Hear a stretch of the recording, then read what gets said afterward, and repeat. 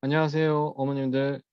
반갑습니다. 저는 상상 프라임 입시센터장 송호종입니다. 오늘 설명에는요, 스카이 입시 변화와 계열별 커트라인 분석을 주제로 설명을 드릴 거고요. 원래는 오프라인 예정돼 있다가 이렇게 온라인으로 찾아뵙게 되는 점 안타깝게 생각하고요. 오프라인이 아니라서 정보나 이런 부분을 제한할 수밖에 없는 면도 조금은 이해를 해주시면 좋겠습니다.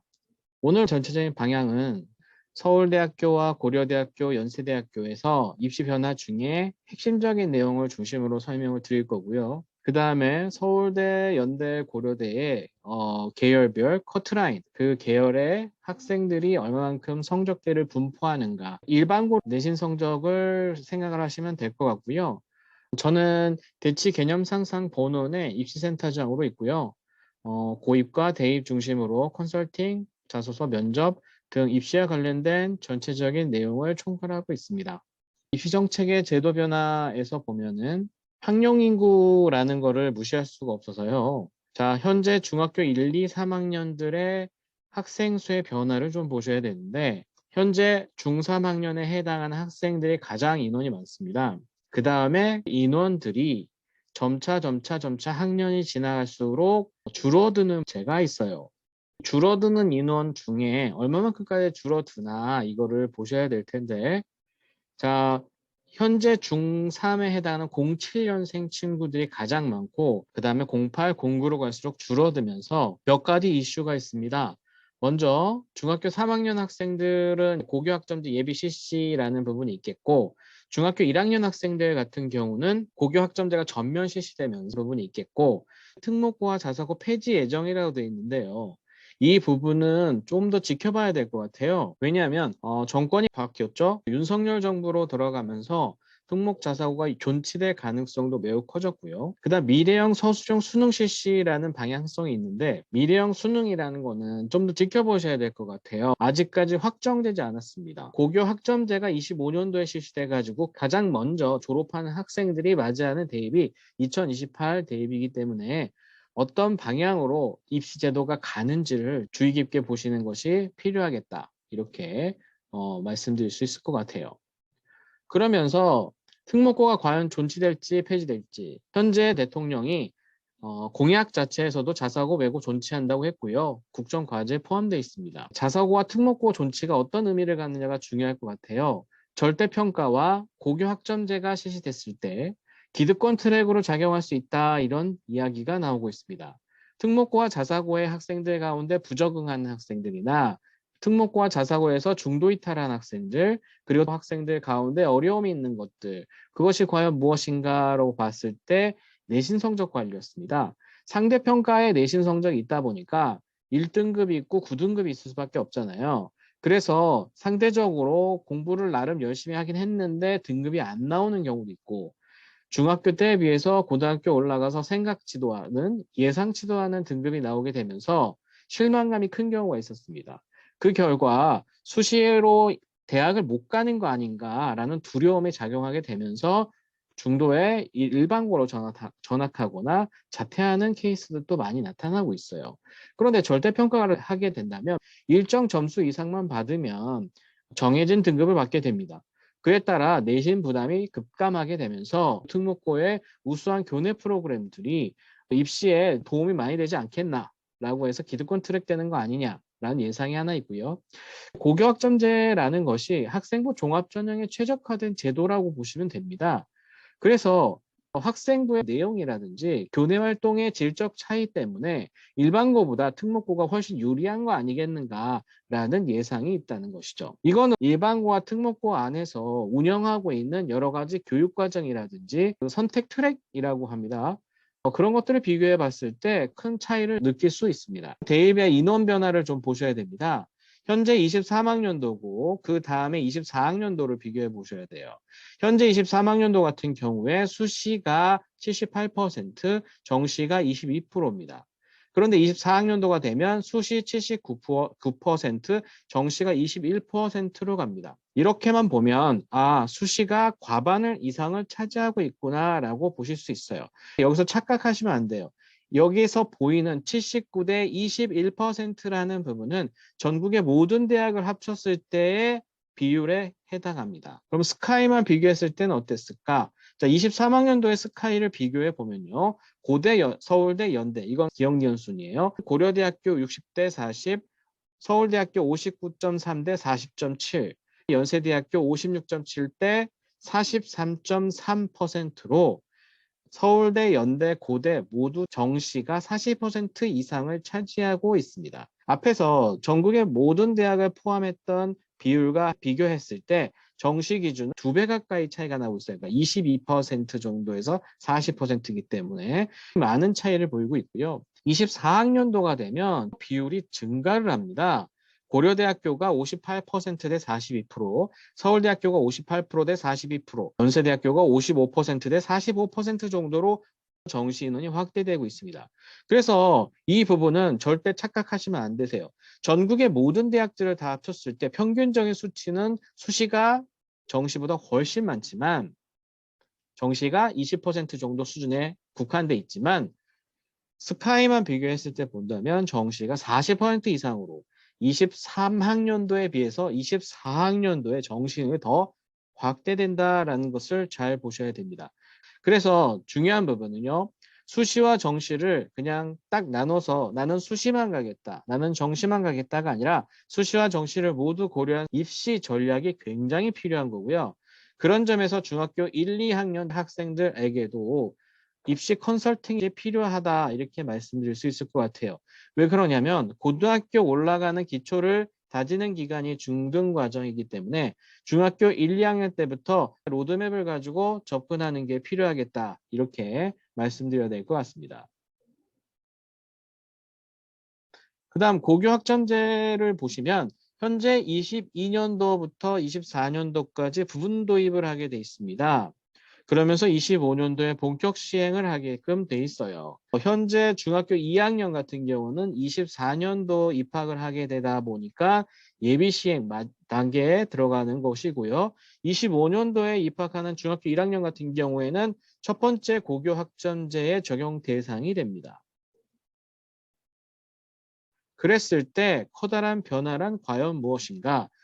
가장 큰 부분은 204단이었던 고등학교 운영체제에서 점차 192학점으로 교과 과정상의 시간이 줄어들게 된다는 얘기인데 그 결과가 현재 국어, 영어, 수학을 보았을 때 세 과목을 합친 시간입니다. 105시간이 감소하게 됩니다. 그래서 교과 수업 시간이 줄어들게 되다 보니까 이 교과 수업 시간이 줄어들게 되면 그만큼 공부를 안 한다가 되고요. 그에 따라서 학생들의 국영수 실력 차이는 커질 것이고 국영수 기초가 굉장히 중요해질 것이다 이렇게 보면 됩니다. 거기에 플러스 고교학점제라는 것이 학생들이 자율적으로 주도적으로 자신의 어떤 진로와 교과 과정이나 교과목들을 선택할 수 있게끔 도와주는 제도라고 생각하시면 됩니다. 그래서 학생들의 자기주도 학습의 능력과 시간이 증가할 수밖에 없어요. 그런 점에서 중학교 1, 2학년 학생들이라면 고등학교 올라가기 전에 다른 것보다 국영수에 대한 기초와 자기주도 학습 능력을 길러두셔야 된다. 이렇게 생각하시면 됩니다. 특히나 지금 2022년도에 예비 시행이 시작됐습니다. 자, 현재 전국에 84% 정도 되는 학교가 이제 고교 학점제를 일종의 연구학교와 선도학교로 지정되어서 운영을 시작하고 있습니다. 그래서 2025년이 되면 전면적으로 확대될 것이고요. 그렇게 되면 중간 기말고사 등 내신 평가 방식이 절대 평가로 변형됩니다. 현재 강남권의 연구학교는 압구정고등학교고요. 선도학교는 경기고와 은광여고, 청담고가 대표적입니다. 전국의 고등학교 1412개교에 비해서 강남권은 굉장히 적구나 이런 걸 좀 느끼실 수 있을 거라고 봅니다. 지금 상황에서 연구학교와 선도학교로 지정되고 운영하는 부분이 과연 유리한가 불리한가에 대한 시각차, 입장차가 조금 있습니다. 왜 그러냐? 고교학점제는 수시 학생부 종합전형에 최적화되어 있는 제도라고 말씀드렸어요.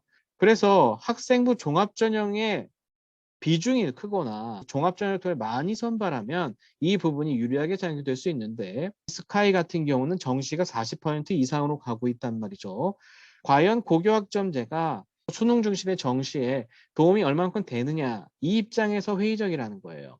그래서 굳이 도움이 되지도 않는 제도를 먼저 실시하는 것 자체가 불리한 거 아니냐, 왜 우리 아이가 마루타냐 이런 입장에서 비판적 목소리가 있는 반면에 학생들이 자율적으로 자신의 진로나 교과 과정 이런 것들을 선택할 수 있게 함으로써 성취도, 만족도가 높고 자기주도적인 능력, 역량을 발휘하는 게 좋은 거 아니냐, 이상적인 거 아니냐 이런 입장이 있습니다. 물론 현실적으로 봤을 때 보면 스카이 권역처럼 정시가 40% 이상이다 보니까 그런 점에서 고교학점제에 먼저 예비 시행하는 단계 그리고 연구학교와 선도학교가 지정되는 것이 조금 부정적으로 받아들이는 게 강하다 이렇게 이해하시면 될 것 같습니다. 서울대학교가 정시에서 내신을 반영한다고 하는데 이건 도대체 어떻게 되는 거냐 궁금하실 거라고 생각이 듭니다. 서울대학교가 올해 2023학년도부터 정시에서도 지역균형 전형을 신설해서 운영하게 됩니다. 그래서 수능 60%에 교과평가 40%를 반영하는데 교과평가에서 가장 상위점이 AA점이고요. 가장 낮은 점수, 하위점이 CC점입니다. 그래서 보시면 명목상의 10점 차이가 납니다. 그런데 실시 단계에 들어가는 학생들 중에 서울대학교를 지역균형으로 지원하는 학생들이 과연 얼마나 되겠는가를 놓고 봤을 때 많지 않을 것 같아요. 실질적인 점수 차이는 AA부터 시작해서 BB 정도까지, 그래서 한 2점에서 4점 정도 차이가 날 거다. 이렇게 예측은 되고 있고요. 그렇다고 해서 CC 받으면 못 가느냐? 그건 아닙니다. 아무래도 지역균형 선발 같은 경우에는 교과평가의 영향력이 클 수밖에 없어요. 하지만 일반 전형 같은 경우는 1단계에서 수능 점수로 2배수를 선발을 하고 2단계에서 수능 성적 80%와 교과 성적 20%를 반영을 해서 선발하게 됩니다. 그래서 최고점 AA부터 CC점 사이가 5점 차이 정도밖에 안 납니다. 5점 차이지만 CC 지원한 학생들 많이 적을 거니까 실질적으로 한 1, 2점 차이가 나지 않겠는가 이렇게 보여지고요. 그 다음에 CC면은 과연 서울대학교 정시 일반 전형에 지원이 안 되는가? 그렇지 않을 수 있어요. 먼저 이해하셔야 될 게 정시의 교과평가라는 부분은 단순히 등급만을 반영하는 정량평가가 아니라 이러한 사항들을 모두 포함하는 정성평가라는 겁니다. 학생부 종합에서 서류평가하는 방식으로 가는 겁니다. 거기에 플러스 A, B, C의 기준을 서울대학교가 제시해 놨는데 A등급의 기준이 보시면 교과 성적 1, 2등급 사이 성취도 A 수준입니다. 그러므로 A에 해당하는 게 무조건 1등급이라는 게 아니라는 거고요. 그래서 그 기준으로 한번 생각해 봤을 때 등급만 반영하는 정량평가가 아니고 교과를 종합적으로 평가하는 정성평가이기 때문에 단순히 1등급대가 아니면 서울대를 못 간다라는 패닉에 빠질 필요는 없어요. 서울대 경영학과 가상지원 예시인데요. 자, 419.12 요 사이 점수가 합격선이라고 가정을 하겠습니다. 합격선에 해당하는 학생들 1등급 당연히 AA를 받겠죠. 그 학생들의 점수대가 약 90.1점이 커트라인이라고 가정을 하겠습니다. 그럼 9등급에 해당하는 CC점을 받았죠. 그 학생이 90.1보다 높은 점수 424.4점을 받으면 424.4점을 받으면 합격을 하게 됩니다. 왜냐하면 90.4점이기 때문에 커트라인에 해당하는 90.1점보다 0.3점이 앞서서 합격을 하게 되는 거예요. 그러면 419.1과 424.4의 차이 점수는 대략 표준 점수 6점 차이거든요.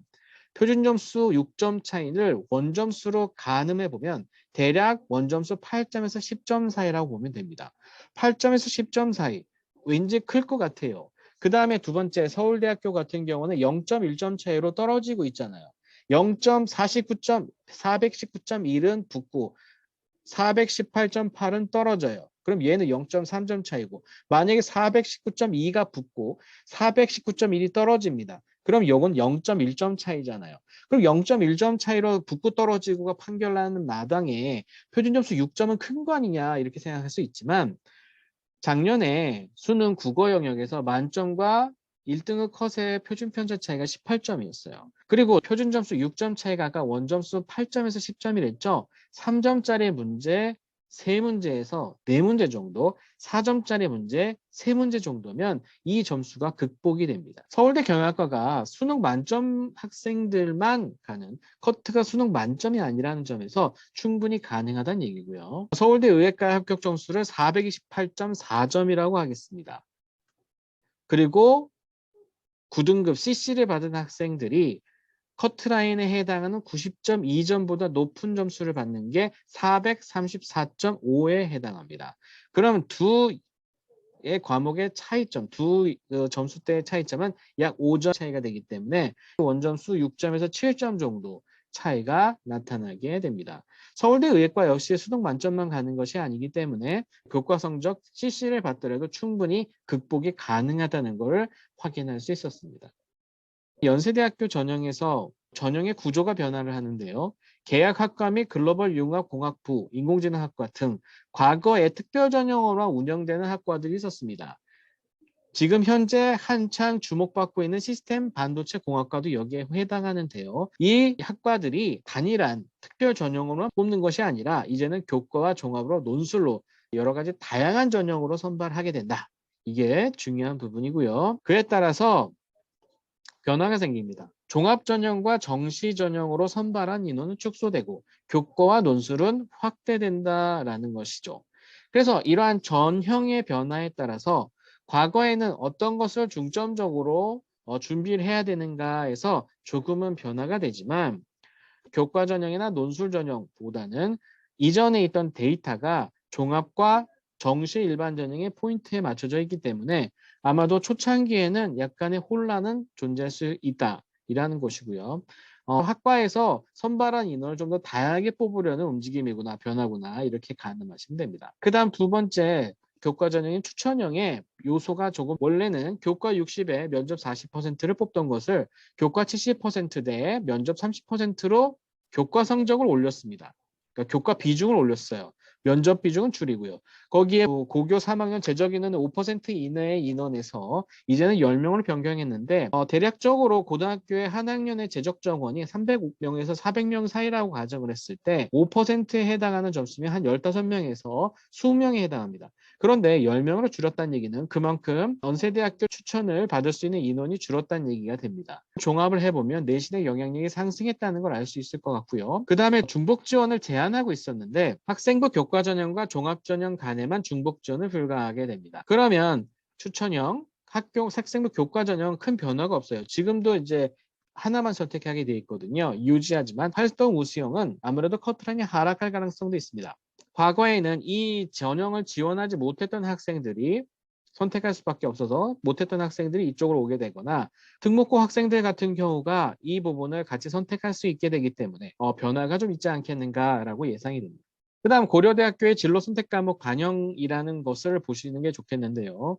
두 가지 측면이 있습니다. 하나는 진로 선택 과목이라고 절대평가로 환산되는 교과목이 있고요. 이 진로 선택 과목이 반영하지 않는 대학들이 많습니다. 따라서 이 과목에 대한 관리를 잘 안 하는 경향이 있어요. 이렇게 해서는 안 된다는 말씀을 드리는 거고요. 그 다음에 두 번째, 고교학점제가 확대 실시가 되면 절대평가, 성취평가제로 성취평가를 통해 평가하는 교과목이 늘어날 것이기 때문에 그 교과목에 대한 평가를 대학이 어떻게 접근할 것인가, 그것을 가늠하기 위해서 이해하시는 게 좋겠습니다. 그래서 이렇게 세 과목 A, B, C로 나눠놨는데 그에 따라 성취 분포비를 표시가 되고요. 자, 우선적으로 A등급을 받았던 음악감상과 비평이라는 과목이 어떻게 산출이 되는지를 보겠습니다. 기본적으로 A는 1등급을 기준점으로 합니다.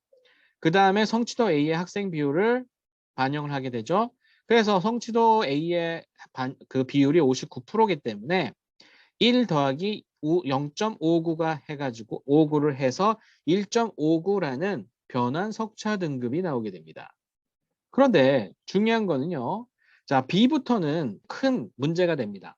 자, B부터는 어떤 문제가 되는지 보겠습니다. A의 성취 비율에 해당하는 석차 등급이 출발점이 됩니다. 47.8%이기 때문에 47.8% 같은 경우는 5등급의 급간에 들어가게 됩니다. 그러면 5등급을 기본점으로 해서 A와 B의 누적 학생 비율을 포함하게 돼요. 그래서 A와 B를 더하니까 83.5가 되고요. 5 더하기 0.835가 이제는 변환 석차 등급에 해당하게 됩니다. 이 경우에 B를 맞았다라고 하면 5등급 이하부터가 되는데 여기서 몇 등급부터 이하가 되느냐라는 것이 A의 성취 비율에 해당한다는 거죠. 만약에 A를 받은 학생들이 많은 과목에서 B를 받게 될 경우는 굉장히 마이너스가 크게 되는 거예요. 그럼 C 같은 경우 어떻게 되냐면요. B까지의 누정 학생 비율에 해당하는 석차 등급을 기준으로 합니다. 43.8 더하기 28.1을 더해서 71.9가 되고 이것은 6등급의 급간에 해당합니다. 6등급부터 시작을 하는데 C까지의 누적 성취도 학생 비율 그러니까 100%예요. 그러니까 2를 더하게 돼요. 그래서 6등급 더하기 2를 해서 7등급이 됩니다. 이걸 종합해 보면 진로 선택 과목 같은 경우에는 무조건 A를 받아야 된다라는 결론에 도달합니다. 그러면 계열별 커트라인을 통해서 대학별로 어느 정도의 내신이 필요한가를 스카이를 중심으로 보겠습니다. 서울대학교 보겠습니다. 인문계열 같은 경우는 1.25부터 1.29부터 시작해서 쭉 이렇게 형성이 되는데 기준은 지역균형 선발 학생들을 기준점으로 삼았고요. 일반 전형 차이는 이 등급대에서 약 0.5에서 1등급 정도를 가산하면 됩니다. 자, 0.5 정도 등급을 가산하는 것들은 간단하게 해서 일반고의 기준에 해당한다고 보시면 되고요. 1등급에 가깝게 아니면 1등급 이상의 등급을 가산하는 것은 특목고에 해당한다고 보시면 됩니다. 물론 일반고 같은 경우는 일반 전형에서조차 지역균형 선발에 해당하는 내신 등급을 필요한 경우도 있다는 점은 이해를 해주셔야 되고요. 그 다음에 어문계열의 2.95 등급 같은 경우는 일반고구나라고 착각하시면 안 되고 내신 경쟁이 센 명문고나 특목고 학생들의 내신 등급이다라고 생각하시면 됩니다. 그래서 일반고 학생들을 기준은 앞부분의 숫자 1.25, 1.82 이런 것처럼 앞부분 숫자를 기준점으로 삼고 대학을 지원하는 것이 좋겠습니다. 연세대학교를 보면요. 학생부 종합전형을 기준점으로 하겠습니다. 학생부 종합전형과 이제 교과형에 해당하는 추천형의 차이는 0점에서 1.5등급 정도가 차이가 납니다. 그러니까 여기 등급에서 마이너스 0.5부터 마이너스 1.5등급을 가지고 접근을 하시는 게 필요할 것 같아요. 특히 의학 계열 같은 경우는 자 거의 편차가 없어요. 활동 우수형이나 추천형에서 거의 편차가 한 0.1등급, 2등급 정도가 차이 나기 때문에 가장 상위 1.18을 보는 게 아니라 가장 하위 2.35에서 0.5에서 한 1.5 정도를 더 빼야 된다. 이렇게 생각하시면 될 것 같습니다. 고려대학교 같은 경우도 학생부 종합전형을 기준으로 하겠습니다. 학생부 종합전형을 기준으로 하다 보니까 의외로 성적대가 낮네라고 생각할 수 있지만 이것은 고려대학교가 수시에서 학업우 수형에서 수능 최저학력 기준이 상당히 높은 수준에 해당하기 때문에 영향을 준 거라고 보시면 되고요. 교과전형에 해당하는 학교장 추천전형은 여기서 0.5에서 1.5등급 이상을 빼야 됩니다. 그래서 인문계열 같은 경우에는 2.1등급이 학생부 종합전형을 통해 학업우 수형이나 계열적합형에서 합격하는 수준이라면 여기서 0.5를 뺀 1.5등급에서 1.5등급 이내로 들어가야만 일반고 기준입니다. 들어가면 합격할 수 있는 수준이다 이렇게 생각하시면 됩니다. 대학별로 지원하는 목표를 삼을 때 특목고 같은 경우에는 하위 라인을 잡을 수도 있겠지만 일반고 같은 경우는 무조건 상위 라인을 기준으로 접근하는 것을 추천을 드리고요. 스카이를 가기 위해서는 내신 등급은 평균 1등급대가 유지돼야지만 가능하다 이렇게 접근하시면 될 것 같습니다. 상상 프라임 입시센터 즉 대치 개념 상상에서는 여러 가지 입시 프로그램도 갖고 있습니다. 학습관리 프로그램 같은 것도 있고요. 그 다음에 이런 컨설팅 프로그램도 있습니다. 컨설팅 같은 경우는 궁금해하실 사항들을 개별적인 서류나 개별적인 특성을 바탕으로 해서 상담 받으실 수 있을 거거든요. 그래서 신청을 하시면 컨설팅 통해서 입시 전략이나 포트폴리오를 구성할 수 있을 것입니다. 제가 운영하는 유튜브 채널과 블로그입니다. 참고하시면 다양한 정보를 얻으실 수 있을 것 같고요.